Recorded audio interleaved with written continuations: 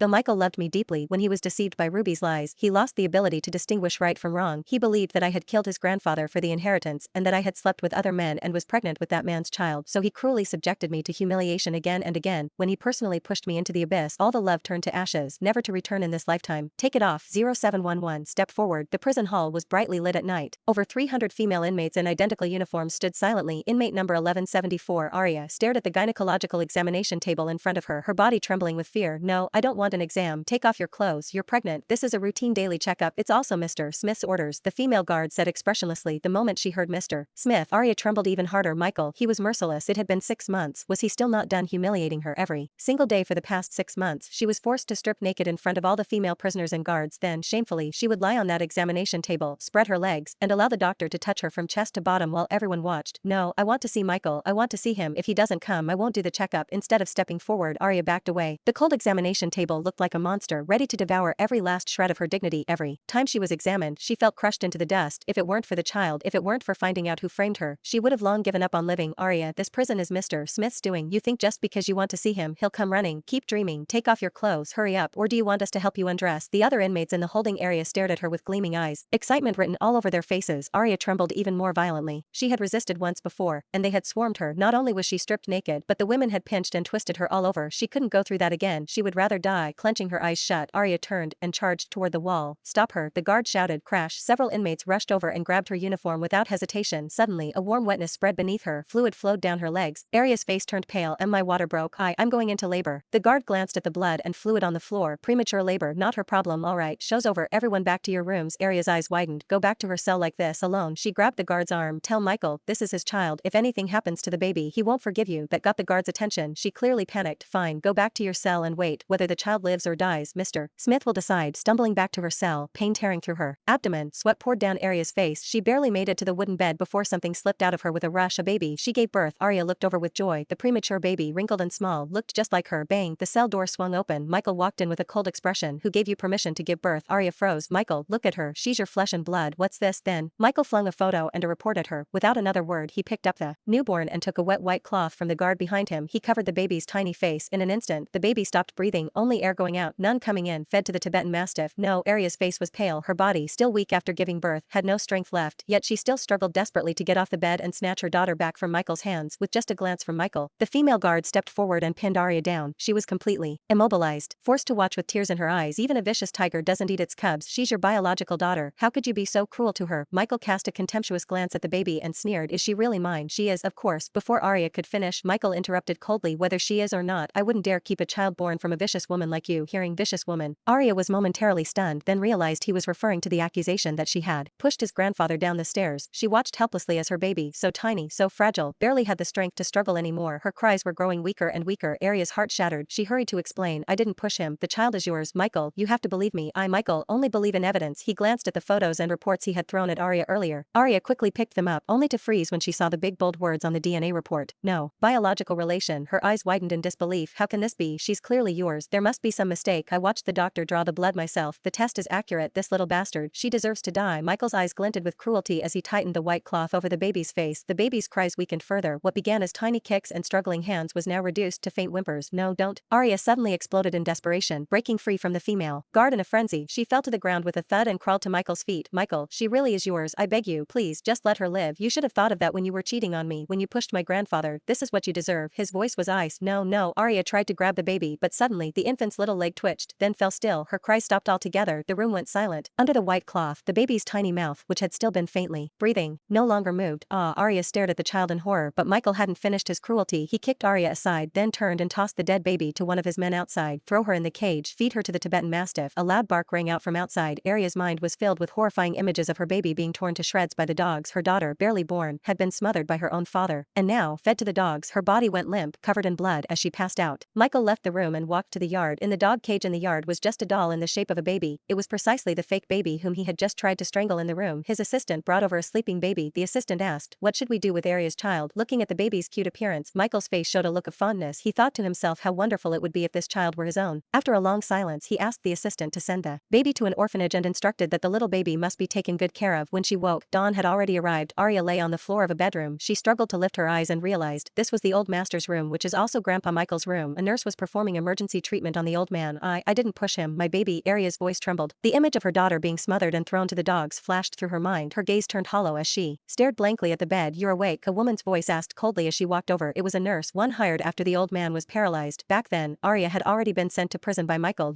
Who are you? The woman strode over, then suddenly grabbed Arya's disheveled hair and yanked hard. Who I am isn't your concern, but since you harmed Michael's grandfather, you don't deserve to be his wife. Why haven't you agreed to the divorce yet?